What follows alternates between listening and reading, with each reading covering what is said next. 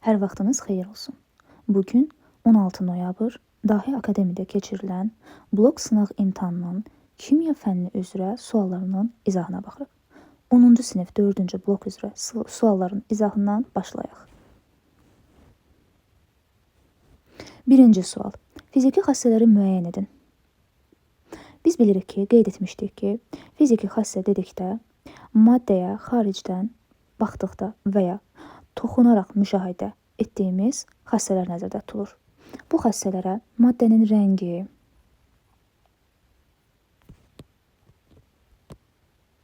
maddənin iyi,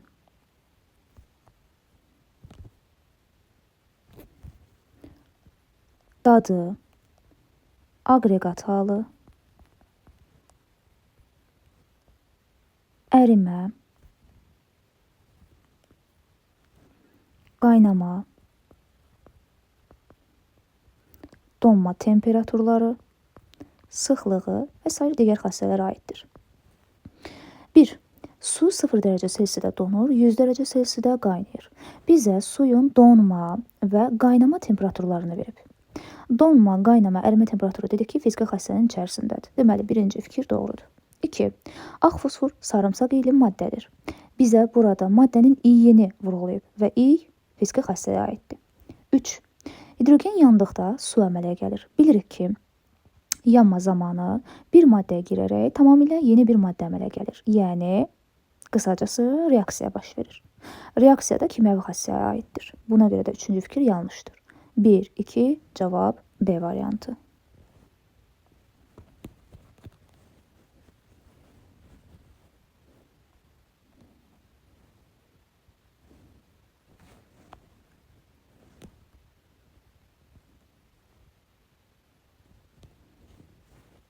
İkinci suala baxaq. Bizə Venn diaqramı verib gördüyümüz kimi və bu ifadələrə uyğun olaraq Venn diaqramında qeyd etməyimizi istəyir. Venn diaqramının 1 rəqəmi ilə verilən qum su, 3 rəqəmi ilə verilən neft suyun xassələri, 2 rəqəmi ilə verilənsə həm quma, həm də neftə aid olan xassələrin ortaq xüsusiyyətləri verilməlidir. Birinci fikirdə deyir ki, ayrıcı qıf ilə tərkib hissələrinə ayrılır. Biz də bilirik ki, ayrıcı qıf ilə yalnız bir-birində həll ola bilməyən mayeləri ayırmaq üçün istifadə edirdik. Ona görə də 1, 3-ə aiddir. 2. Süzmə üsulu ilə tərkib hissələrinə ayrılır. Və bilirik ki, süzmə üsulu ilə bir-birində həll ola bilməyən bərk və maye maddələri ayırmaq mümkündür. Deməli, qum və su süzmə üsulu ayrılır. 2. Qum və suya aid oldu. 3. Müxtəlif cinsli qarışıqdır. Bilirik ki, istər qum və su, istər neft və su olsun. Hər iki maddə suda həll ola bilmədiyi üçün və gözlə görünə bilmədiyi üçün müxtəlif cinsli qarışıqlara aiddir. Yəni, heterogen qarışıqdır. Ona görə 3 hər ikisinə aiddir. 4-də isə deyir ki, emulsiyadır. Biz demişdik ki, heterogen, yəni müxtəlif cinsli qarışıqların özünün də iki növü var. Emulsiya və suspenziya. Suspenziya bərk və maye qarışığına, emulsiya isə hər ikisi maye olan qarışığa deyilir. Ona görə də emulsiya neft və suya aiddir. İndi isə cavabımızı müəyyən edək. 1 aid oldu 2. A və B variantı getdi, bir də D getdi. 2 aid oldu 3. 3 isə aid oldu 1, 4. Cavab Y variantı.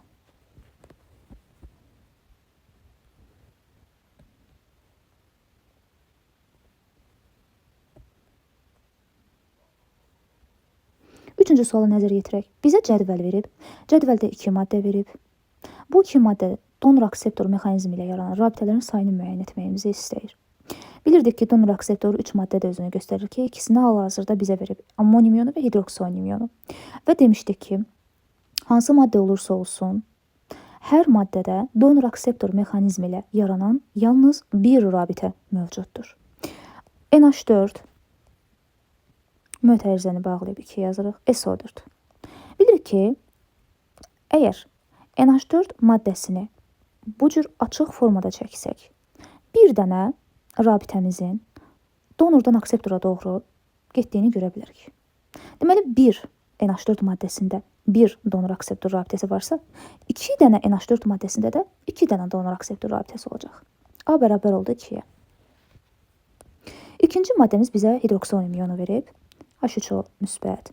Hidroksonium iyonunu da əgər açıq formada çəksək, 1 oksigen və 3 hidrogen elementini rabitələrlə birləşdirsək, yenə də görərik ki, sadəcə bir dənə rabitə donor akseptor rabitəsidir. Və bir dənə H2O maddəsi olduğu üçün elə donor akseptor rabitənin sayı 1 olacaq.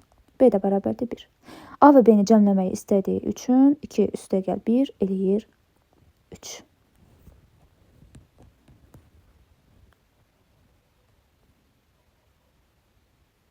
Dördüncü suala nəzər yetirək.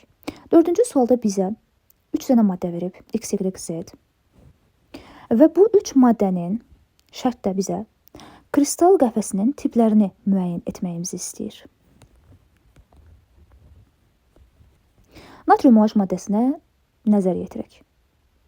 Dedik ki, kristal qəfəsimizin 4 tipi var. İyon, metal, atom və molekul. Natrium OH maddəsinin içərisində yerləşən elementlərdən biri metal, yəni natrium metal, digəri oksigen və hidrogen isə qeyri-metaldır. Metal və qeyri-metal bilirik ki, iyon rabitəsidir. Deməli, avtomatik iyon kristal qəfəsinə aid olacaq. İkinci maddə Y maddəsidir. Silisium karbid. Demişdik ki, qeyri-metalla bütün qeyri-metaldan ibarət olan birləşmələr ya atom ya da molekul kristal qəfəsinə aiddir. Əgər həmin element tək haldadırsa, sayı bir dənədirsə atom kristal qəfəsinə, sayı çoxdursa və ya yanında başqa elementlər yerləşirsə, molekul kristal qəfəsinə aiddir. Lakin silisium, karbid və silisium O2 istisnaydı. Hər ikisi molekul kimi görünsə də atom kristal qəfəsinə aid idi. O ilə silisium karbid atom kristal qəfəsinə aiddir. Z maddəsinə baxırıq. P4 bizə verib. Yenə də fosfor qeyri-metaldır. Deməli, ya atom ya da molekul kristal qəfəsinə aid olacaq. Və tək deyil, sayı 4 dənədir, çoxdur. Deməli, molekul kristal qəfəsinə aiddir. İndi artıq cavabımızı müəyyən edə bilərik. X iyon, Y atom, Z isə molekul kristal qəfəsini əmələ gətirdi. Cavab A variantı.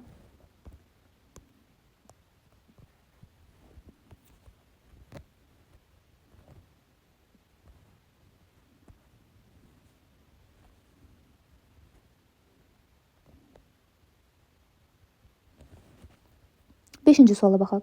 8,8 qram karbon qazı üçün hansı ifadələr doğrudur? Doğru fikirlər istəyir və karbon qazında bizə kütləsini verib. Bir-bir həll etməliyik. Birinci şərtdə bizdən molunu istəyir. Gəlin əvvəlcə özümüz tapaq. Və artıq tapmağın qaydasını bilirik ki, tənasüb yolu ilə biz birbaşa maddənin hansı xassəsini istəyirsə onu tapa bilərik. Əvvəlcə 8,8 qram neçə mol olduğunu müəyyən edək. Məsələnin şərtində verilən qrama demişdik ki, nə qədər olduğunu bilmədiyimiz üçün hər zaman x qoyuruq. Öz qramımıza, yəni 44 qrama isə bilirik ki, bütün maddələrimizin öz kütləsi 1 moldur. 1 mol yazırıq. X-i də hesabladıqda bizə verir 8,8 bölü 44. O da bərabərdir 0,2 mol. Amma bizə 0,5 mol verdiyi üçün deməli birinci ifadə yanlışdır. İkinci fikrə baxaq. Deyir ki, tərkibində 0,4 mol oksigen atomu vardır. Yenə də tənasüb yolu ilə müəyyən edə bilərik. 8,8 qram karbon qazının içində nə qədər oksigen atomu olduğunu bilmirəm.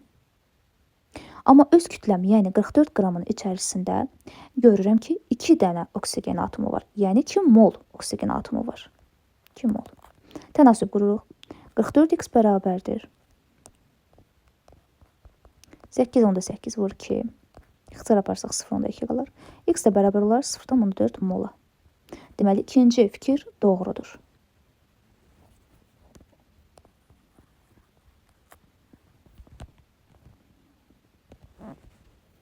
Üç. 0,2 NA sayda molekul vardır. Avogadro ədədini bizdən istəyir. Yenə tənasübümüzü quraq. 8,8 qramın neçə molekul olduğunu bilmirik. Yəni, nə qədər avogadro ədədi tutduğunu bilmirik. X. Amma öz kütləmizin, yəni 44 qramın bilirik ki, 1 mol, yəni 6 tam %2 vur 10 üstü 23 sayda molekul özündə saxlayır. 8/8-dən 44 aparsaq qalır 0/2. X də bərabərdir. 0/2-ni vururuq. 6/2 vur 10 üstü 23-ə. Bu da bizə verir 1/204 vur 10 üstü 23. Və yaxud Avogadro ədədini NA kimi saxladığı üçün elə molunu yazmaq kifayət eləyəcək. Yəni 0/2 x aldıq. 1-ə də NA. X də eləyir 0/2 NA. Üçüncü ifadə doğrudur. Dördüncü fikrə baxırıq.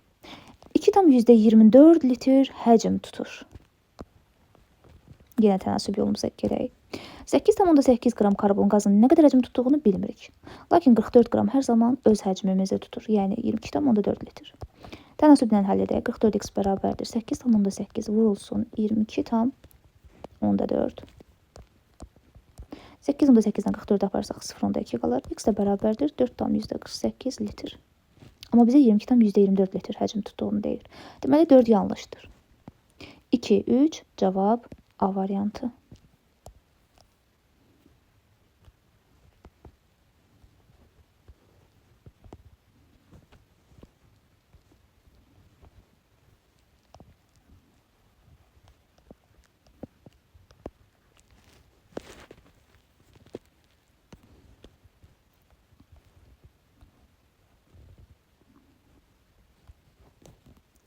Altıncı sualı nəzər yetirək. X, Y, Z və T eyni dövrdə yerləşən əsas yarımqrup elementləridir. Deməli, dördü də eyni dövrdə, yəni soldan sağa üfüqi istiqamətdə yerləşir və bu cür düzməliyik dördünü də. Şərtlərdən müəyyən edəcək ki, kim, hansı tərəfdə, hansı istiqamətdə yerləşir. Sıra nömrəsi ən böyük olan Z-dir deyir. Biz də bilirik ki, soldan sağa və yaxud yuxarıdan aşağıya doğru sıra nömrəsi artır. Deməli, ən böyük olan Z isə ən axırı, ən sonda olan olacaq Z. T-nin reduks edicilik qabiliyyəti ən böyükdür. Biz də bilirik ki, yuxarıdan aşağıya qrup üzrə getdikdə R hərfi ilə başlayan xəssələr radius və reduks ediciliyi artırdı. Digər xəssələr azalırdı. Soldan sağa getdikdə isə tam tərsi. Radius və reduks ediciliyi azalır, digər xəssələr isə artır. Bizə də reduks edicilik qabiliyyətinin ən böyük T olduğunu vurğulayıbsa və soldan sağa reduks edicilik getdikcə azalır deyirsə, deməli böyük olanı ən əvvəl atırıq, ən başa. Üçüncü fikrə baxırıq. X-in iyonlaşma enerjisi Y-dən çoxdur deyir. Biz də bilirik ki, soldan sağa doğru getdikcə iyonlaşma enerjisi, elektromənfiliyi, oksidləşdiriciliyi bu xəssələr artır. Əgər X-in iyonlaşma enerjisi Y-dən böyükdür, Y-dən çoxdursa, deməli X Y-dən sonra yerləşir. Bu cür düzdük. İndi isə artıq soldan sağa doğru düzülən cavabı seçək. T, Y, X, Z. Cavab D bəndi. 7-ci suala baxırıq. X elementi 4-cü dövrdə yerləşir. Deməli biz X elementimizin sıra nömrəsini tapmaq üçün 4-cü dövrə qədər elektron formulunu yazmalıyıq. 1s2, 2s2, 2p6, 3s2, 3p6, 3d. Yazıb saxlayırıq 4s. Hal-hazırda 4-cü dövrdə S elektronlarının sayının neçə olduğunu da bilmirik. Ona görə burada saxlayırıq. Deyir, normal halda 3D yarım səviyyəsindəki elektronların sayı P elektronların sayından 6 vahid az olarsa. Biz də bilirik ki, 4-cü dövrə qədər P elektronlarının ümumi sayı 12 dənədir. 2p6, 3p6. Bu ikisi bizə 12-ni verir. Və 12-dən 6 vahid az, yəni P elektronundan 6 vahid çıxırıq. 12-dən 6 çıxanda bizə verir 6-nı. Deyir, bu 6 elektron D yarım səviyyəsində yerləşir. Deməli, D-yə 6 düşürsə, elə çıxır ki, 4S-in üzəri 2 imiş, D-yə də 6. Bu oldu bizim elementimizin ümumi elektron formulu. Və bu formula əsasən elementimizin üzərindəki elektronları toplayaraq sıra nömrəsini müəyyən edə bilirik. Və elementimizin üzərindəki elektronları topladıqda bizə verir 26-nı. Deməli, X elementinin sıra nömrəsi 26 imiş. Deyir ki, neytron sayı proton sayından 4 vahid çoxdur. Yəni 26-nın üzərinə 4 gəlirik. Eləyir 30. Neytron sol tərəfdə ortada yazılırdı. Və X elementin nisbi atom kütləsini ayırın istəyir bizdən. Biz də bilirik ki, proton və neytronun cəmi elementin nisbi atom kütləsinə bərabərdir. 30-dan 26-nı toplasaq bizə verər 56-nı. Deməli, X elementinin nisbi atom kütləsi 56-ymış. Cavab C variantı. 8-ci sualımıza baxaq. Bizə deyir ki, atom modeli verilmiş elementi üçün hansı ifadələr doğrudur? Əvvəlcə həmin elementə yaxından baxaq və həmin elementin sıra nömrəsini müəyyən edək. Bilirik ki, atom modeli verilmiş elementin ətrafında yerləşən həmin bu işarələr elektron sayını göstərir. Və neytral halda atomun elektronu neçədirsə, protonu da həmin rəqəmi göstərir. Biz də elektronları sayırıq. Görürük ki, 2, 4, 6 və 1, 7 dənə elektronu var. Deməli, X elementi, deyək biz buna, X elementimizin elektron sayı 7'ymiş və neytral atom olduğu üçün proton sayı da bizə verir 7'ni. Bu sıra nömrəsi 7 olan element üçün doğru fikirləri müəyyən etməyimizi istəyir. 1. 2s2 elektron formuluna malikdir. Əvvəlcə gəlin elektron formulunu yazaq. 1 s üstü 2, 2 s üstü 2, toplayanda 4 eləyir, 2p'yə qalır 3. Və qısa elektron formulu bilirik ki, sonuncu dövrü götürürük, 2s2 Deməli, doğrudan da elektron formulu 2s2 imiş. Birinci fikir doğrudur. 2. Həyəcanlanır. Elementin həyəcanlanıb həyəcanlanmamasını bilmək üçün biz mütləq onun orbitalını, yəni xanasını çəkib içərisində elektronları göstərərək həyəcanlanıb həyəcanlanmayacağını müəyyən edirdik. Amma belə bir qaydamız var idi. Demişdik ki, flor, oksigen və azot elementi həyəcanlana bilmir. Baxaq görək həmin elementlərdən biridirmi? Əvvəlcə sonuncu qısa elektron formuluna baxaraq 2s2-ni çəkirik, 1 xana içində 2 elektron, 2p'ni çəkirik, 3 xana içində 3 elektron. Görürük ki, bəli, elementimizin sonuncu hissəsində cüt elektron, yəni S var. Və bizə həyəcanlamaq üçün cüt elektronla yanaşı eyni zamanda boş xana olmalıdır. Hal-hazırda P orbitalımızda boş xana yoxdur. Və ikinci dövrdə P'dən sonra gələcək boş orbital da yoxdur. Boş orbital olmadığı üçün cüt elektronları keçirə biləcəyimiz bir yer olmadığı üçün deməli X elementi həyəcanlana bilmir. İkinci fikir yanlışdır. Üçüncü fikrə baxırıq. X elementinin maksimum oksijmə dərəcəsi müsbət 3-dür. Biz də dedik ki, elementin bayaq yazdığımız qısa elektron formuluna baxaraq oksijmə dərəcəsini təyin etmək olur. Və dedik ki, elementimizin qrupu neçədirsə, maksimum oksijmə dərəcəsi də həmin rəqəmdir. S və P elementinin elektronlarına cəmləsək qrup bizə verir 5-ci qrupu. Deməli, elementimizin maksimum oksijmə dərəcəsi müsbət 5-dir. Yəni, üçüncü fikir yanlışdır. 4. 5A qrupunda yerləşir. Bəli, İndi müəyyən etdik ki, S və P-nin elektronları topladıqda bizə 5-ci qrupu verir. Və demişdik ki, əgər elementimizin qısa elektron formulunda D yoxdursa, element S və ya P ilə bitibsə, deməli, əsas yarım qrup, yəni A qrupudur. Ona görə də 5A qrupunda yerləşir fikri doğrudur. 1, 4, cavab B variantı.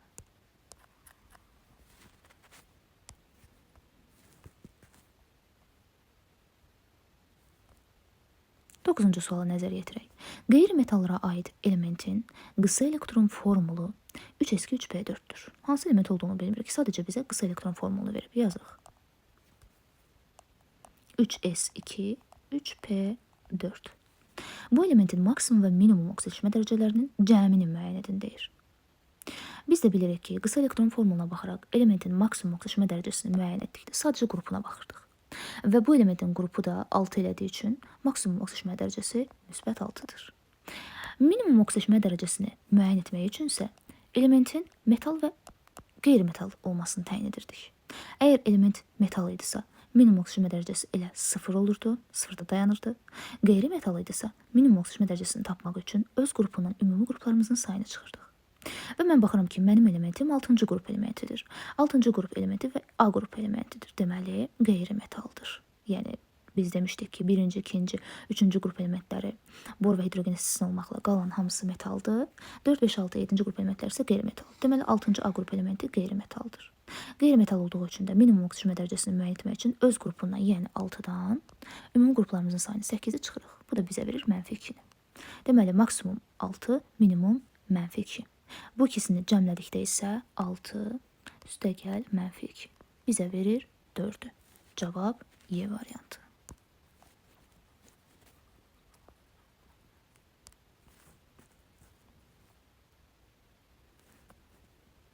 10-cu suala baxırıq. Deyir, qarışığı müəyyən edin.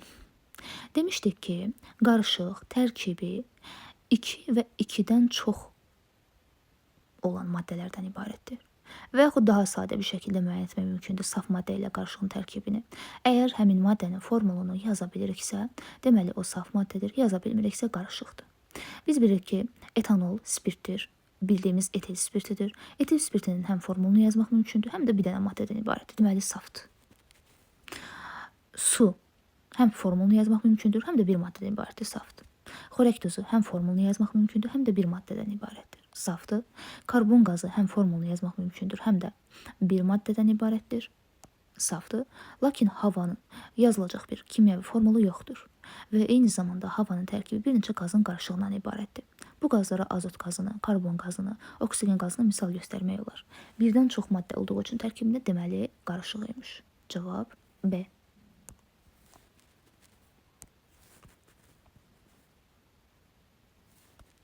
11-ci suala nəzər yetirək. Ozon və metan qazları qarışığının orta molar kütləsini 24 verib bizə. Yazırıq. Ozon qazı bilirik ki, O3 yazılır. Metan qazını bizə özü verib CH4 və bu iki qaz qarışığının M-orta kütləsini bizə verib 24. Bizə deyir ki, qazların mol nisbətini müəyyən edin. Deməli, biz nə ozon qazının, nə də metan qazının molunu bilmirik. Bilmədiyimiz üçün birinə A, birinə B verə bilərik. Və orta molar kütləsini verdiyi üçün orta molar kütləsinin düsturundan istifadə etməliyik. Yəni, nö1, M1 üstəgəl nö2 vurulsun M2 bölünsün nö1 üstəgəl nö2. Bu bizə M-ortanı verir, bilirik. İndi artıq yerinə qoya bilərik. Birinci ozon qazının moluna baxırıq. A vermişik. A vurulsun. Ozon qazının nisbi molekul kütləsi, yəni MR-ni hesablasaq, ayrı 16-dır. İndeksi 3 olduğu üçün 16-nı 3-ə vurduqda bizə verir 48-i üstəgəl. Metan qazının moluna B vermişik. Vurulsun. Metan qazının MR-ni hesablayaq. Karbon 12-dir. Üstəgəl. Hidrogen 1-dir. İndeksinin isə 4-dür. Biri 4-ə vurduqda da eləyir 4. MR eləyir 16. Bölürük molları cəminə, yəni A plus B-yə. Bu da bizə verir 24-dür verib bizə. Buradan tənliyimizi həll edirik. 48A üstəgəl 16B bərabərdir 24A üstəgəl 24B. 48-dən 24-ə çıxdıqda qalır 24A bərabərdir. 24-dən də 16 çıxdıqda 8B. Bunları da bir-birinə ixtisar etdikdə 1-in 3-ə qalır. Deməli, B bərabərdir 3A. Yəni,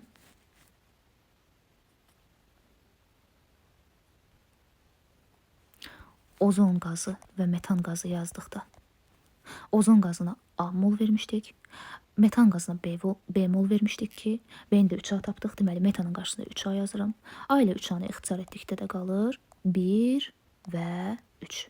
Deməli, bu iki qazımızın mol nisbəti 1-in 3-ə imiş. Yəni, cavab D variantı.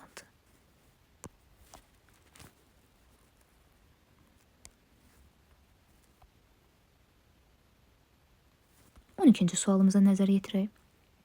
Bizə üzvü maddələrdən birini verib və bu maddədə rabitələrin əmələ gəlməsində iştirak edən hibrid orbitalların ümumi sayını müəyyən etməyimizi istəyir. Hibrid orbitallarını müəyyən etməyimiz üçün əvvəlcə biz bu maddədəki hər bir karbonun hibridləşməsini üzərində yazmalıyıq. Əvvəlcə maddəni yazaq. CH2, 2 qat C, tək qat CH3, 1 qat CH, 2 qat CH2. Və biz artıq bilirik ki, üzvü maddələrdə hibridləşməni müəyyən etmək üçün karbondan çıxan rabitələrin sayına baxırıq.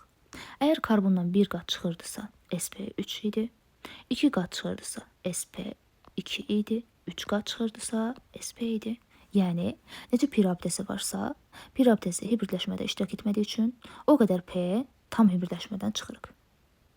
Bizə əvvəlcə birinci karbonumuzu verib CH2. Görürük ki, bu karbondan sadəcə 2 qat çıxıb və 2 qatın hibridləşməsi sp2-dir. Üzərində qeyd edirik ki, sp2-dir. İndi keçirik ikinci karbonumuza C. Bu karbonun sol tərəfindən 2 qat, sağ tərəfindən tək qat və aşağısından tək qat çıxıb. Hər tərəfindən qat çıxdığı üçün və biz bilirik ki, çox qatın enerjisi tək qatın enerjisindən böyükdür. Ona görə də çox qatlını əsas götürürük. Yəni karbonun sol tərəfini 2 qatı əsas götürürük. Və bilirik ki, 2 qatın hibridləşməsi sp2-dir. Üçüncü karbonumuza keçirik. Bu karbon CH. Bu karbonun da sol tərəfindən tək qat, sağ tərəfindən 2 qat çıxıb. Bilirik ki, 2 qatın enerjisi böyükdür. Onun hibridləşməsini götürürük. Yəni bu da sp2 imiş. Sonuncu karbon CH2-dir. Bu karbondan sadəcə sol tərəfindən xətt çıxıb və 2 xətt çıxıb. 2 xəttin də artıq sp2 olduğunu bildik. Aşağıda yerləşən CH3-dəki karbondan isə sadəcə bircə qat çıxıb. Və bilirik ki, tək qatların hamısı sp3 hibridləşməni əmələ gətirir. sp3. Bütün hibridləşmələri müəyyən etdikdən sonra artıq hibrid orbitallarının sayını tapa bilərik. Və biz bilirik ki, hibrid orbitalların sayını tapmaq üçün bütün hibridləşmələri toplamaq lazımdır. Yəni sp2, sp3 və sp-lərin cəmini toplamaq lazımdır. Baxırıq, bizdə 4 dənə sp2 var. 1s 2p 3 orbital eləyir. 4-ündə 3 orbital olanda, yəni 4 3-ə vuranda bizə verir 12-ni. Bir dənə də sp3 var ki, sp3-ün orbitallarının cəmi, yəni 1s və 3p-nin cəmi 4-ə bərabərdir. sp2 ilə də 12, sp3 ilə də 4. 12 ilə 4-ü topladıqda bizə verir 16-nı.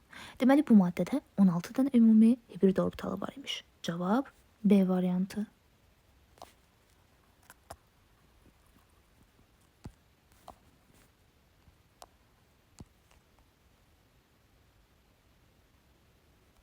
On üçüncü suala baxaq. Kimyəvi hadisəni müəyyən edin deyir. Bilirik ki, hadisə baş verərkən onun fiziki və kimyəvi olduğunu müəyyən etmək üçün sadəcə həmin hadisədəki maddənin tərkibinin dəyişib dəyişməməsinə baxırdıq. Fizik hadisədə maddə necə girirdisə olduğu kimi qalırdı, sadəcə aqreqat halı dəyişə bilərdi. Kimyəvi hadisədə isə mütləq maddəyə bir dəyişiklik baş verirdi. Məsələn, A variantında yazılıb misin əriməsi. Mis əriyərkən sadəcə maye halına çevrilir. Elementə heç nə olmur. Deməli, bu fiziki hadisədir. B. Yodun sublimasiyası. Sadəcə sublimasiya baş verərkən yod bərk haldan qaz halına keçir. Yoda heç bir şey olmur. Tərkibi dəyişmir, yararsız olmur. Deməli, fiziki hadisədir. C variantı. Dəmirin paslanması. Bəli, dəmir paslanarkən bilirik ki, onun səthi aşınır, rəngi dəyişir, səthində reaksiya baş verir, başqa bir şey çevrilir, istifadə üçün yararsız olur. Deməli, C bəndi kimyəvi hadisədir. D variantı. Buzun suya çevrilməsi yenə də sadəcə aqreqat halı dəyişir. Deməli, fiziki hadisədir.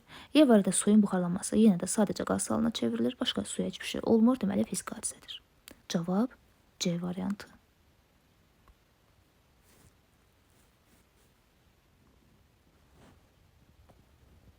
On dördüncü suala baxırıq. Gördüyümüz kimi 14-cü sualda bizə qrafik verilib. Və bu grafikdə kütlənin zamanlamaslıq grafikidir. Bu grafikə əsasən bizdən sonda B maddəsinin 60% artıq qalarsa, A maddəsinin reaksiyaya daxil olan kütləsini hesablamamızı istəyir. Əvvəlcə qrafikə baxaq və reaksiyanı qurmağa çalışaq. Qrafikə əgər diqqətlə nəzər yetirsək, görərik ki, kütlənin zamanlamaslıq qrafikində A maddəsi və B maddəsi zaman keçdikcə azalır, C maddəsinin isə kütləsi artır. Və biz demişdik ki, reaksiyaya girən maddələr zaman keçdikcə istifadə olunduğu, sərf olunduğu üçün kütlə getdikcə azalır. Alınan maddələr isə yeni yarandığı üçün kütlə getdikcə artır. Deməli, A və B girən maddələr C isə alınan maddəni göstərir. Ona görə də reaksiyamız olacaq A üstəgəl B alınır C. İndi isə bizə verilən kütlələr üzərində qura bilərik. A maddəsinə baxaq, görəcəyik ki, M-dən başlayıb və 0-da bitib. Deməli, A maddəsi tam bitib. Ona görə də A maddəsinin üzərində M qram yazırıq. B maddəsinə baxsaq görəcəyik ki, bu hissəyə nəzər yetirək.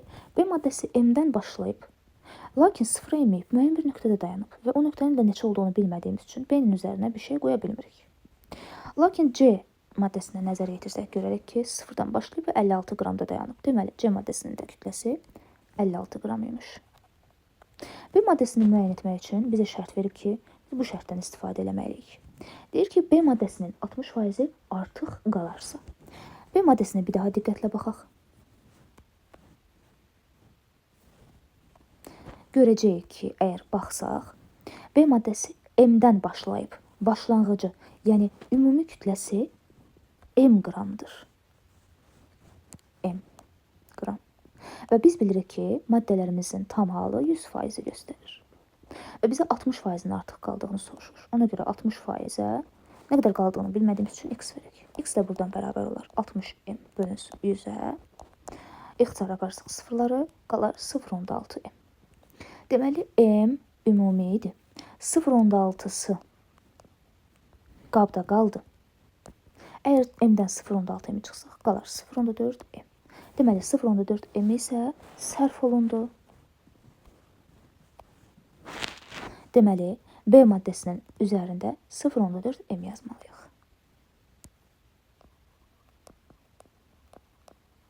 Və bilirik ki, maddə kütləsini saxlama qanununa görə reaksiyaya girən maddələrin kütlələri cəmi alınan maddələrin kütlələri cəminə bərabərdir. Yəni, M ilə 0.4m toplayıb 56-ya bərabərləyəcəyik. Yazırıq. M üstəyə gəl 0.4m bərabərdir 56. M ilə 0.4-ü toplasaq 1.4m bərabərdir 56. M də bərabərdir 56-nı bölürük 1.4-ə. Bu da bizə verir 40. Deməli, bizdən istəyirdi A maddəsinin reaksiyaya daxil olan kütləsini hesablayın. Və A maddəsi M olduğu üçün M-i də hesablama nəticəsində 40 tapdığımız üçün deməli 40 qramın hamısı reaksiyaya daxil olub, hamısı sərf olunub. Ona görə cavab B variantıdır.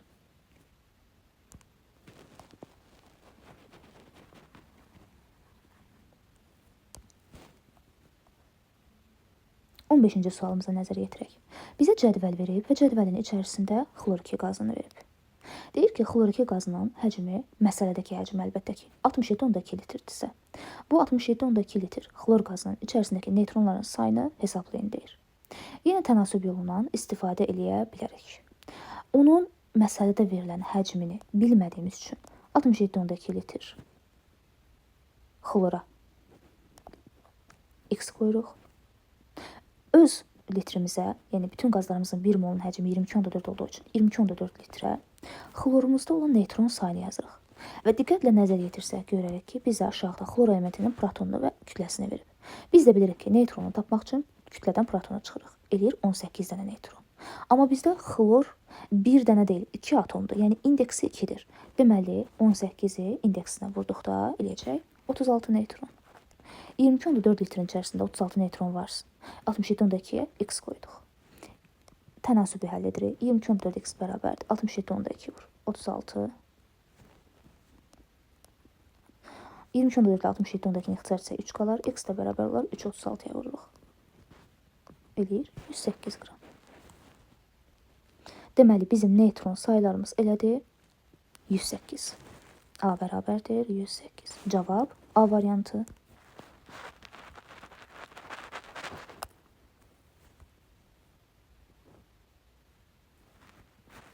16-cı suala baxaq. Bizə deyir ki, hansı elementlərin maksimum oksidləşmə dərəcəsi yanlışdır? Biz də bilirik ki, oksidləşmə dərəcəsini müəyyən etmək üçün bizə elementin sıra nömrəsi lazımdır ki, biz onun elektron formulunu paylayıb qısa elektron formuluna baxaq. Birinci elementimiz sink 30-dur. Sink 30-un elektron formulunu yazsaq, 1s2, 2s2, 2p6 10 dənə, 3s2, 3p6 elədi 18, 3d-ni saxlayırıq, 4s2, 20, 3d10, 30. Bu bizə verdi 30-u. Deməli, bu elementimizin qısa elektron formulu sonuncu hissə 3D10 4s2 imiş. Və biz bilirik ki, elementin maksimum oksidaşma dərəcəsi qrupu nədirsə odur. Biz bu elementin üstündəki, yəni D və S orbitallarının üzərindəki elektronlar topladıqda bizə 12-ni verir. Bilirik ki, 12 üstü topladıqda 12 elədikdə elementimizin son rəqəminə baxırıq 2-yə və bilirik ki, elementimiz ikinci qrup elementidir. Əgər ikinci qrup elementidirsə, deməli oksidaşma dərəcəsi də elə müsbət 2-dir. Deməli, bizdən yanlış istəyirdi, lakin tapdıq ki, 1 doğrudur. 2. Silisium elementini müəyyən eləməliyik. Silisium 14. 1s2, 2s2, 2p6 10 verdi bizə. 3s2 12, 3p2 14. Və qısa elektron formulu sonuncu dövrdür 3s2, 3p2. Qrupuna baxsaq görərək ki, S ilə P-ni topladıqda bizə 4-cü qrupu verir. Deməli, maksimum oksidaşma dərəcəsi müsbət 4 olmalıdır, amma bizə müsbət 6 verir. Deməli, yanlışdır. 2-ni götürdük. Üçüncü elementimiz xlor elementidir. Xlor 17. 1s2, 2s2, 2p6, 10 dənə, 3s2, 3p 5 yazsaq düzəlir, 17 dənə. Və bu elementimin qısa elektron formulu 3s2, 3p5-dir. Qrup eləyir 7.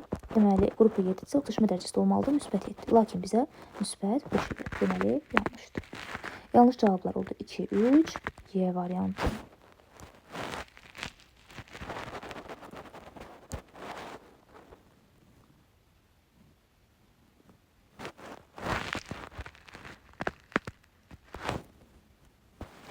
On 7-ci suala nəzər salaq. Bizə cədvəl verib və cədvəldə X elementini verib sadəcə.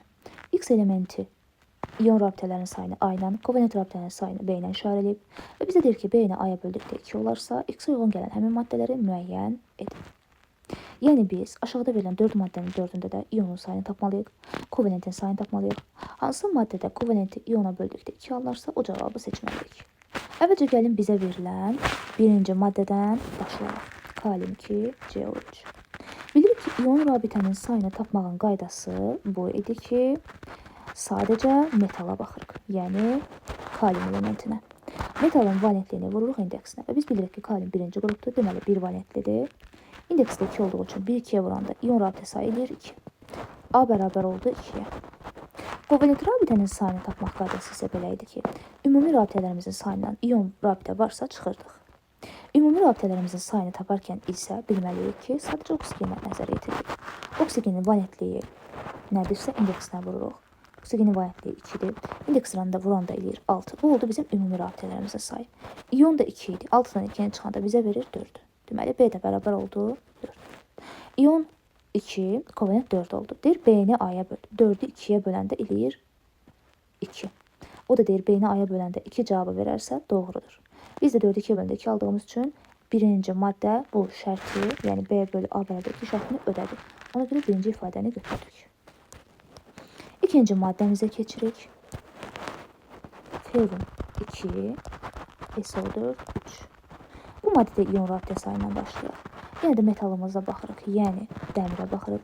Dəmirin valentliyi 3-dür. İndeksinə vuranda eləyir 6. İon rabitə 6 oldu. Kovalent rabitənin sayını tapdıqda isə ümumi rabitələrin sayından iona çıxırıq dedik. Ümumi rabitə sayında isə oksigenə nəzər yetirirdik. Oksigenin valentliyi 2-dir. İndeksinə vuranda eləyir 8. Mötərizənin kənarındakı indeksinə vuranda isə eləyir 24. 24-dən çıxırıq ion rabitəmizin sayı. Bu da bizə verir 18. Deməli, ion elədi 6, kovalent isə elədi 18. Və 18-i 6-ya böləndə bizə 3-ü verir. Deməli, bu şərtimizi ödəmədi. Ona görə ikinci ifadəni götürmürük. Üçüncü maddəyə baxaq. Natrium 2, SO4. İon rabitənin sayı eləyəcək. Metala baxsaq əgər. Valentliyi 1 olduğu üçün natriumun 1 vur 2, 2. Kovalent rabitənin sayı isə eləyir. Oksigenə baxırıq dedik. 2 vur 4 eləyir 8. Çıxırıq iona eləyir 6. Deməli, A oldu 2, B oldu 6. B-ni də A-ya böləndə bizə 2-ni verir. İşte yanlışdır. Dördüncü maddəmizə baxırıq. Kalsiyum SO3. İon rabitə sayı bərabərdir. Metalımıza, kalsiyuma baxırıq. Valentliyi 2-dir, indeksinə heç nə yoxdur. Deməli, ion 2-dir. Kovalent bərabərdir. Oksigenin valentliyi 2-dir, indeksinə vuranda deyir 6, çıx 2. Bu da bizə verir 4. A oldu 2, B oldu 4. B-ni A-ya böləndə bəli, yenə də 2 cavabını ödəyir. 1 və 4 düzgün olduğu üçün cavab C variantı.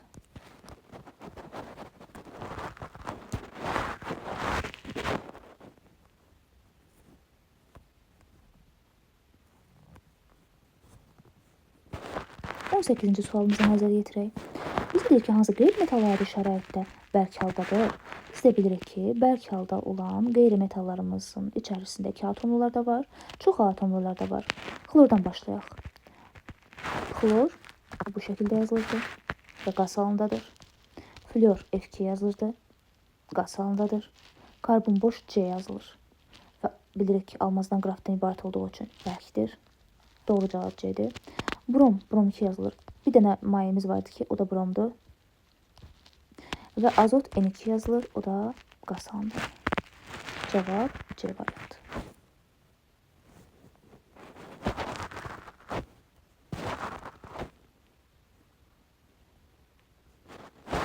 On 9-cu suala baxaq. Hansı maddə molekulunda qeyri-polyar kovalent rabitə var? Biz bilirik ki, kovalent rabitədə yalnız qeyri-metallar iştirak eləməlidir, metal olmamalıdır və variantların heç birində metal yoxdur. Kovalent rabitənin iki növü var idi. Biri polyar, biri qeyri-polyar. Qeyri-polyar kovalent rabitədə demişdik ki, mütləq maddə bəsit olmalıdır. Yəni, yalnız eyni elementdən ibarət olmalıdır. Variantlara diqqət edirsək görərək ki, bəsit maddə olan, yalnız eyni elementdən ibarət olan Y variantıdır. Cavab Y. 20-ci suala baxaq. Bizə bir reaksiya verib və bu reaksiya üzrə 54 qram alüminiumu xlorid turşulu reaksiyasından 33,6 litr hidrogen qazı alınmışdır deyir normal şəraitdə. Reaksiyanın çıxımını bizdən istəyir və alüminiumun da kütləsini hesablamaq üçün verib.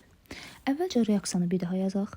2 alüminium üstəyə gəl 6 H xlor alınır 2 alüminium xlor 3 üstəyə gəl 3 H2. Deyir, reaksiya üzrə 54 qram alüminium girib. Və biz də bilirik ki, məsələnin şərtində verilən bütün rəqəmləri reaksiyada elementin üzərində yazırıq. Yəni, alüminiumu biz 54 verdiyi üçün alüminiumun üzərində yazırıq 54 qram. Üstə qram yazdığımız üçün altda da qram yazmalıyıq və öz hesabladığımız qram altda yazılır. Alüminiumun kütləsi 27-dir. Əmsalındakı 2-yə vuranda da eləyir elə 54 qram alüminium. Və bizə deyir ki, bu reaksiyadan 33,6 litr hidrogen qazı alınmışdır. Baxaq, biz nə qədər alırıq? Bunun üçün hidrogen qazının üzərində litr istədiyi üçün x litr yazırıq. Üstə litr yazdığımız üçün altda da öz litrini hesablayıb yazırıq. Və bilirik ki, bütün qazlarımızın 1 molu 22,4 litr həcm tutur.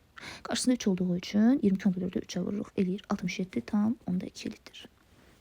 Və bu iki element arasında tənasüb qurarkən olur 54x bərabərdir. 54 vur 67,2. 54-ləri ixtisar aparsaq, x qalar 67,2 litr. Biz öz reaksiyamızdan müəyyən etdik ki, alınan hidrogen qazının həcmi 67,2 litrdir. Lakin o bizə deyir ki, 33,6 litr hidrogen alınıb və bunu faizlə ifadə edin. Biz də bilirik ki, bizim əldə etdiyimiz hər zaman tam olduğu üçün 67,2 litr 100%-dir. Onun məsələnin şərtində verdiyi litr isə x faizdir. Tənasüb qururuq 67,2x bərabərdir. 33,6 vur 100.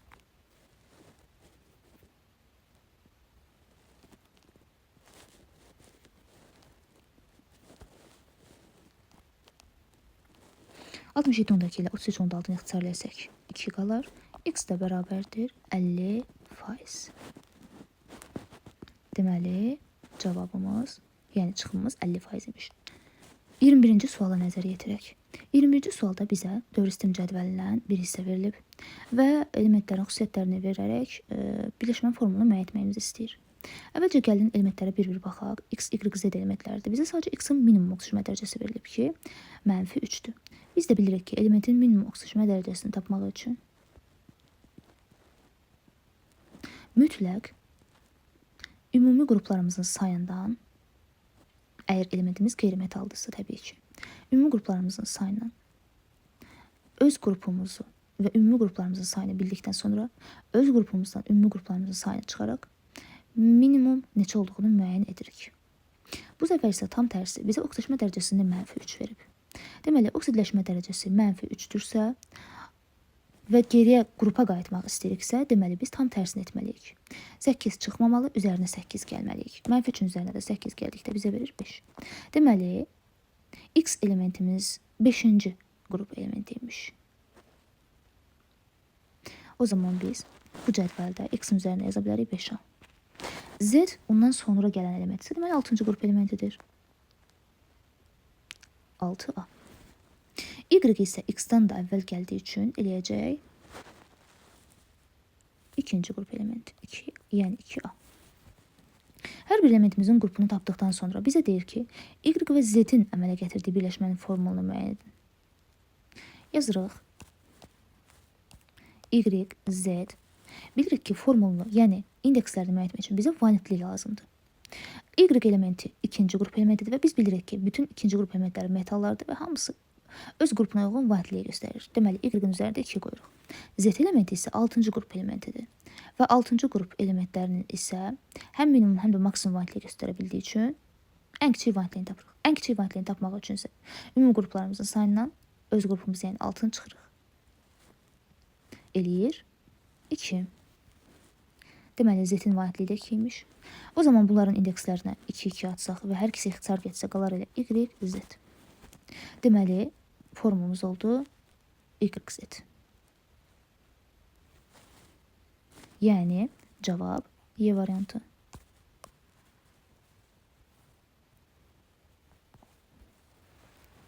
İyirmi ikinci suala nəzər yetirək. Bizə deyir ki, eyni mol miqdarında götürülmüş azot və hidrogen arasında reaksiya baş verir. Maddələrdən biri tam sərf olunduğu anda qabda olan NH üçün həcm payını faizlə hesablayın, deyir. Biz əvvəlcə reaksiyanı bir də yazaq. N2 üstəgəl 3H2 alınır 2NH3. Bizə deyir ki, eyni mol miqdarında götürülmüş. Bunun üçün əvvəlcə biz reaksiyamızda olan maddələrin öz moluna nəzər yetirək. Azotun əmsalı 1 olduğu üçün 1 moldur. Və bilirik ki, öz molumuz, özümüzə aid olanlar hər zaman aşağıda yazılırdı. Ona görə azotun aşağısında 1 mol yazırıq. Hidrogenin əmsalı 3 olduğu üçün hidrogenin altında 3 mol yazırıq. Və amoniakın əmsalı 2 mol olduğu üçün altında 2 mol yazırıq. Hər biri hazırdır. Üstünə isə şərtdə deyir ki, eyni mol miqdarında götürülüb, amma neçə olduğunu vermir. Deməli, əlimizdəki mollardan istifadə edəcəyik. Əlimizdə 1 mol azot və 3 mol hidrogen var idi. Hər ikisindən böyük olanı 3 olduğu üçün və tam istifadə edə bilmək üçün hər ikisinin üzərinə 3 qoyuruq. Azotun da üzərinə 3 mol, hidrogenin də üzərinə 3 mol qoyuruq. Və bizə deyir ki, maddələrdən biri tam sərf olunur. Tam sərf olunduğu anda qabda olan NH3-ün həcm payını faizlə hesablayın. Bizə NH3-ü tapmaq lazımdır. Amma bundan öncə biz qabımızda artıq qalan maddə varsa, onun miqdarını müəyyən edək. Və biz bilirik ki, artıq qalmanı müəyyən etmək üçün yuxarıda veriləni sadəcə aşağıya bölürdük. Və elementləri bir-birlə müqayisə edərək kimin artıq qaldığını tapırdıq. Azotun molu 3-dür, aşağısında da 1-dir. 3-ü 1-ə böləndə eləyir 3. Hidrogenin üstdəki molu 3-dür, aşağıdakı molu 3-dür. 3-ü 3-ə böləndə eləyir 1. 3 və 1-i müqayisə etdikdə bilir ki, 3 1-dən böyükdür. Deməli, azot böyüymiş, yəni azotdan artıq qalmış. Tam sərf olunan hidrogen elementi imiş. Azotun artıq qaldığını müəyyən etdik və artıq sözündə yazırıq aşağısında. Bəs nə qədər artıq qalıb? Qabda qalan qazın içərisində artıq qalan maddə də olur axı. Ona görə biz nə qədər azotdan qaldığını müəyyən etməliyik. Və nə qədər qaldığını müəyyən etmək üçün də azotun üstündə verilən 3 molun səhv olduğunu bildiyimiz üçün yerinə X qoyuruq. Və yanındakı ilə arasında tənasüb qururuq. Bu tənasübdən alınır ki, 3x bərabərdir 3-ə, x də bərabərdir 1-ə. Deməli, əslində bizim azotumuz 3 mol deyil, 1 mol olmalıymış, yəni 1 mol girməliymiş. Azotu bizə 3 mol vermişdi və biz müəyyən etdik ki, sadəcə onun 1-i girib. Bəs nə qədər qalıb? Nə qədər qaldığını tapmaq üçün ümumi mol sayından girəni çıxırıq, qalır 2 mol. Deməli, qabın içərisində 2 mol azotdan artıq qalıbmış. Bunu müəyyən etdik. Və bizdən amoniakın həcm payını istəyir. Deməli, biz amoniakın molunu tapmalıyıq. Amoniakın molunu tapmaq üçün də istədiyimiz elementlə, hidrogenlə də azotla da tənasüb qura bilərik. Mən hidrogenlə tənasüb qururam. Hidrogenin üstündəki molu yazılıb, altındakı molu yazılıb. Amoniakın üstündə bilmədiyim üçün x qoyuram, altına da 2 yazıram. Və bunlar arasında tənasüb qurarkən X bərabərdir 2 alınır. Deməli 2 mol amonyak alınıbmış. Artıq əlimizdə olan qazları yazaq. Qabda 2 mol amonyak alındı və artıq qalan 2 mol azot da qabın içərisində qaldı. Bu iki qaz qarışığı qalıb. Bu iki qaz qarışığının içərisində amonyakın həcm payını faizlə müəyyən etməyimizi istəyir. Həcm payını istədiyi üçün biz litrlərini hesablayırıq. 2 mol amonyak bilirik ki 44,8 litr eləyir. 2 mol azot da belə 44,8 litr eləyir. Və həcm payını tapmaq üçün bizdən soruşulan həcmini ümumi həcmə bölüb 100-ə vururuq. Bizdən amonyakı soruşur və bilirik ki, amonyak 44,8 litrdir. 44,8 litr bölünsün ümumi həcm, yəni hər ikisini toplayırıq 89,6 litr. Vurulsun 100%. İxtisar qarşılığı 2 qalır. 100 də 2-yə böləndə eləyir 50%. Deməli, cavab B variantıymış.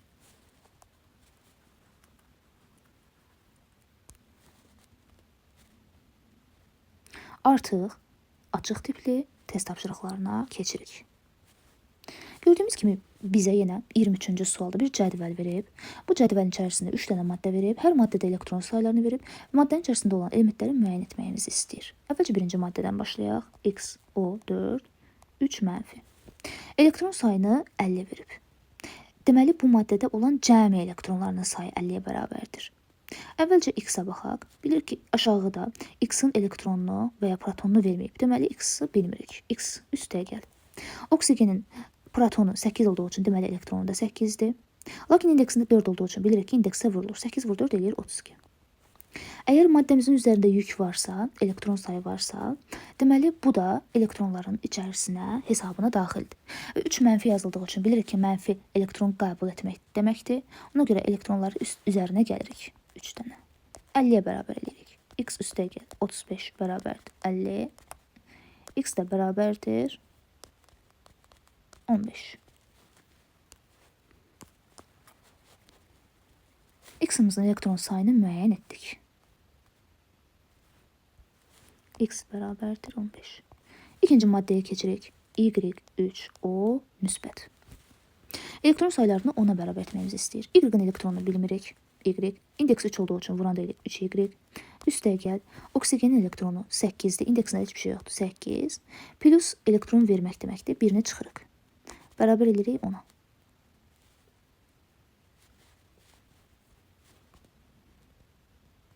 Buradan da tənliyimizi həll edirik. 3Y plus 7 bərabərdir 10. 3Y bərabərdir 3. Y də bərabərdir 1. Deməli, Y-imizin elektronunu 1 tapdıq.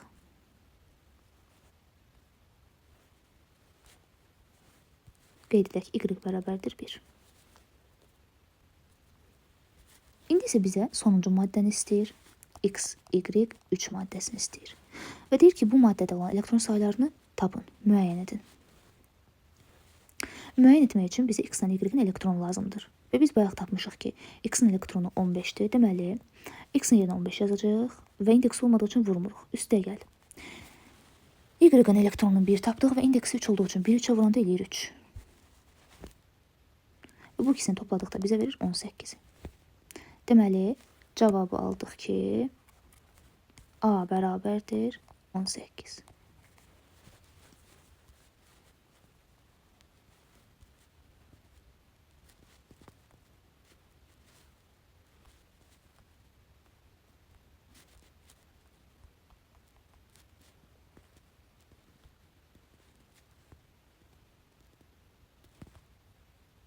Dördüncü sualımıza keçirik.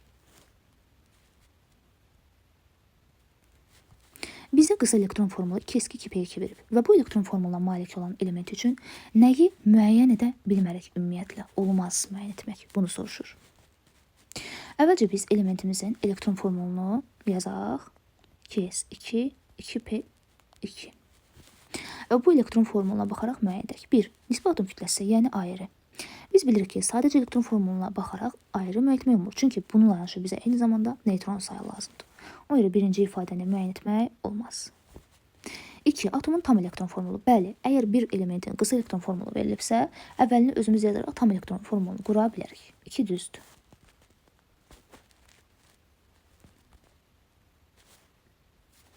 3 Üçüncü fikirdə deyir ki, maksimum validdir. Bir də quruluş yazaq. 2s2, 2p2 vermişdi bizə. Və bizdən maksimum validliyi istəyir. Maksimum validliyini tapmaq üçün biz bilirik ki, elementimizi həyəcanlandırmalıyıq. Bunun üçün də əvvəlcə xanaların içərisində çəkməliyik. S1 xanadı içində 2 elektron və 3 xanadı içərisində 2 elektron. Və bilirik ki, həyəcanlanma zamanı S elektronlarından biri boş xanaya keçir. Olur 4 tək elektron. Deməli, maksimum validliyi bu elementin müəyyən etmək olurmuş. Amma bizdən müəyyən etmək olmaz dediyi üçün 3'ü götürmürük. 4. Atomda olan proton sayı. Bəli, ümumi, yəni tam elektron formulunu yazan zaman protonların sayını toplayıb tapmaq mümkündür. 4 də doğrudur. 5.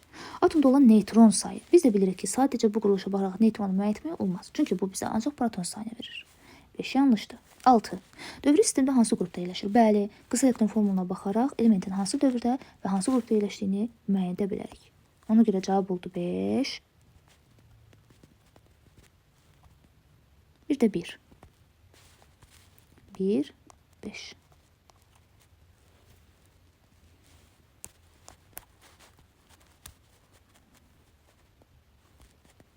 Növbəti sualımıza keçirik.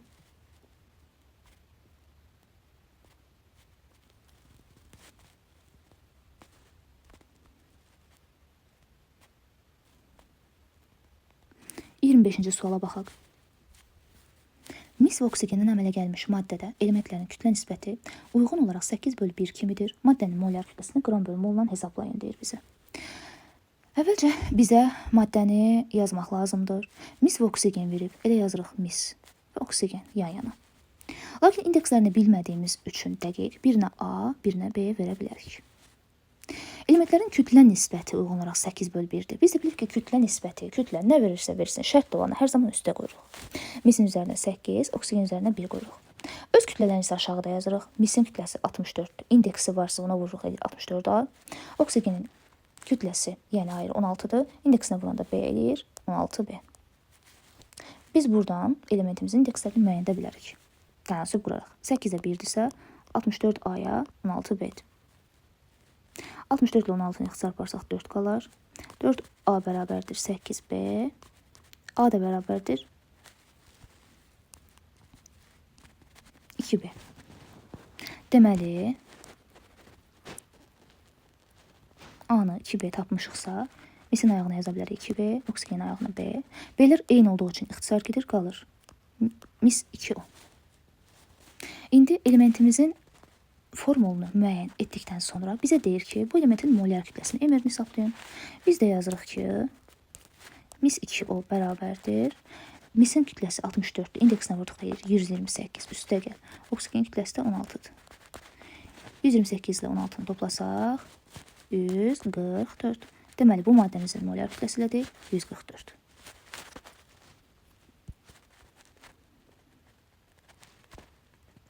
%26-cı suala nəzər yetirək. Deyir ki, həm ion, həm də kovalent rabitəli maddələri seçin. Birinci maddəyə baxaq. Maqnezium S yazılıb. Bir metal, bir qeyri-metal. Sadəcə bir rabitə var burada ion. Barium OH2. Bariumla oksigen arasında, yəni metalla qeyri-metal arasında bəli ion rabitəsi var. Eyni zamanda O ilə H olduğu üçün, yəni qeyri-metalla qeyri-metal arasında da kovalent rabitə mövcuddur. Ona görə ikinci variant doğrudur. 3. H3PO4 verib bizə H3PO4. Gördüyümüz kimi burada ümumiyyətlə metal iştirak etmir. Deməli, ion rabitəsi ola bilməz. 3 getdi. Dördüncü maddəmiz kalium 2 karbonatdır. Kaliumla oksigen arasında, yəni metalla qeyri-metal arasında ion rabitə var. Qeyri-metaldan qeyri-metal, karbon oksigen arasında kovalent rabitə var. Hər iki rabitə olduğu üçün 4-ü seçirik. 5-də yazıb ki, CO2. Hər ikisi qeyri-metal olduğu üçün burada sadəcə kovalent rabitə mövcuddur. Həm ion, həm də kovalent rabitəli maddələr oldu. 2 və 4.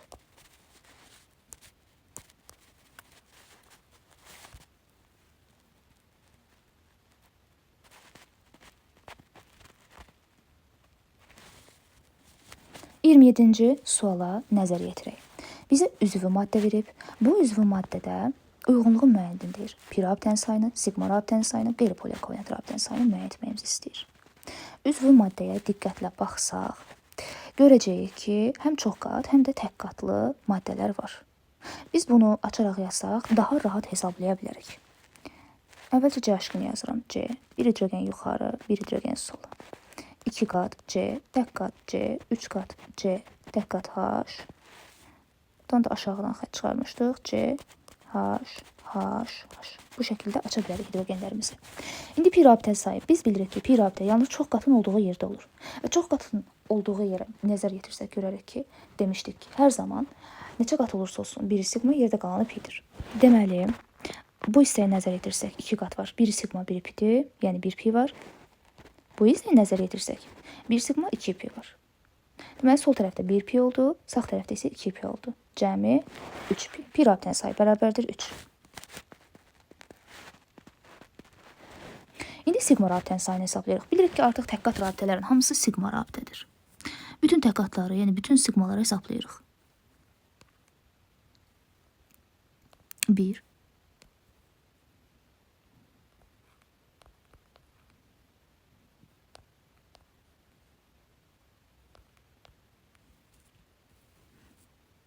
1, 2, 3, 4, 5, 6, 7, 8, 9, 10. Sigma rabitəmizin sayı elədir 10.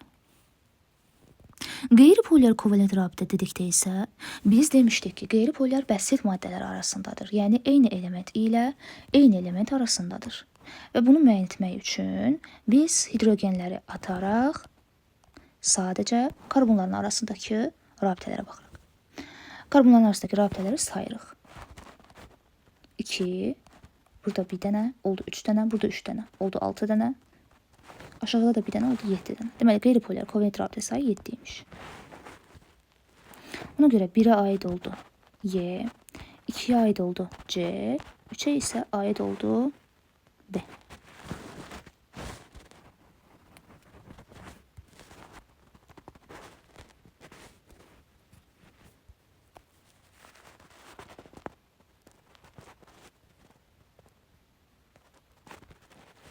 Artıq sonuncu sualdayıq. Situasiya tipli sualları həllinə keçirik. Situasiya tipli sualların həllini yanında göstərə bilərik. Bizə deyir ki, dövrü sistemdə olan X, Y və Z elementlərinin əmələ gətirdiyi X, Y, O4 birləşməsi. Yazırıq X, Y, O4. Bu birləşmədəki X elementinin dövrünü və qrupunu bizə verib. Biz buradan istədiyimizi protonu da, elektronu da ayrı-ayrıda müəyyən edə bilərik. X elementi 4-cü dövr 2-ci qrup elementidirsə, deməli, onun qısa elektron formulu 4-cü dövr dediyi üçün 4s, 2-ci qrup dediyi üçün üstündə 2 imiş. 4s2.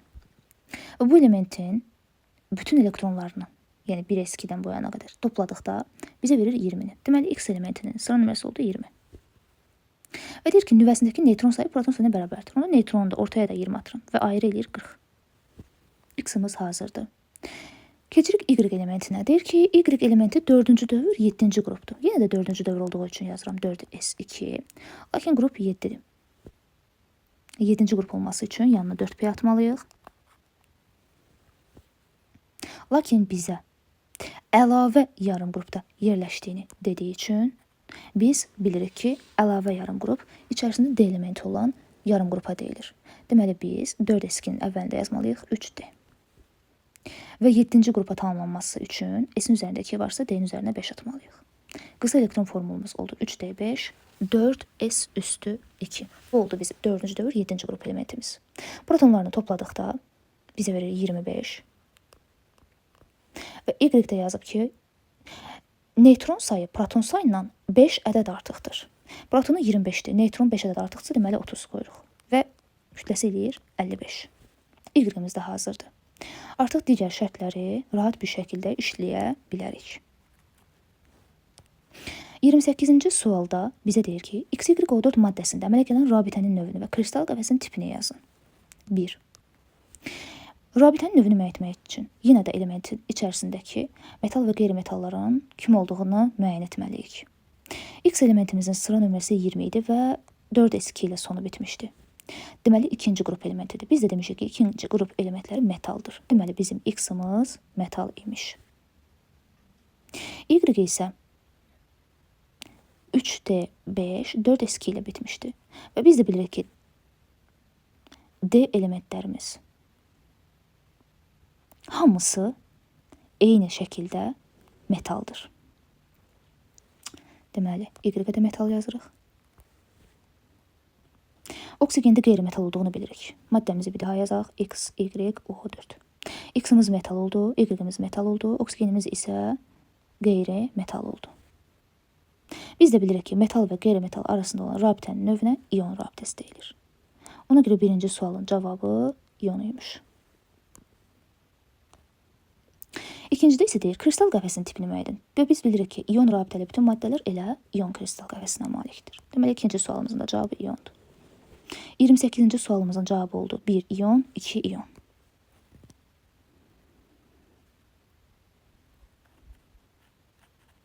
– 29-cu suala keçirik. Deyir, Y atomunun və X müsbət 2 ionun elektron formullarını yazın. Y atomu deyir. Biz də bilirik ki, Y atomunun sıra nömrəsi 25 idi. Elə bizdən elektron formulunu yazmağımızı istəyirsə, biz də yazırıq. Qısa deyil, tam elektron formulunu bizdən istəyir.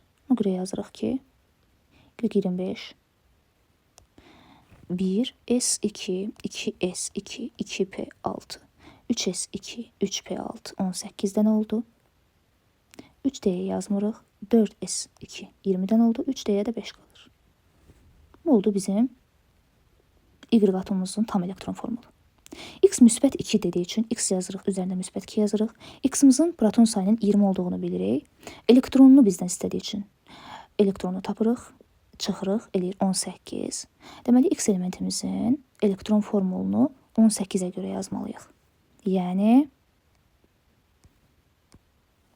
1S2, 2S2, 2P6, 10 dənə, 3S2, 12 dənə, 3P6, 18 dənə. Bu da oldu 29-cu sualımızın cavabı. Sonuncu suala gəldikdə bizə deyir ki, XY-O4 birləşməsinin bir molekulunda olan elektronların ümumi sayını və neytronların ümumi sayını hesablayın. Yazırıq. X, Y, O4. Əvvəlcə bizdən elektronlar istəyir. Elektron bərabərdir. Bir-bir hamısını toplamalıyıq. X-in protonu neçədirsə, deməli elektronu da həmin rəqəmdir, yəni 20. Üstə gəl. Y-imizin protonu 25 olduğu üçün elektronu da 25-dir. Üstə gəl.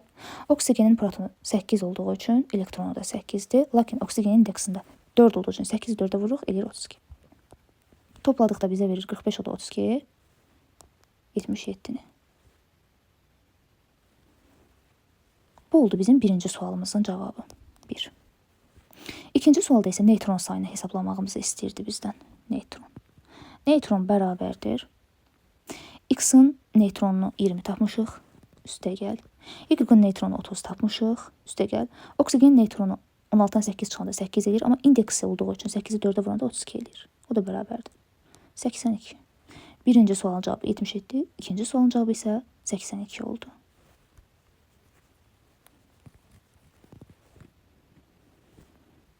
İzlədiyiniz üçün təşəkkür.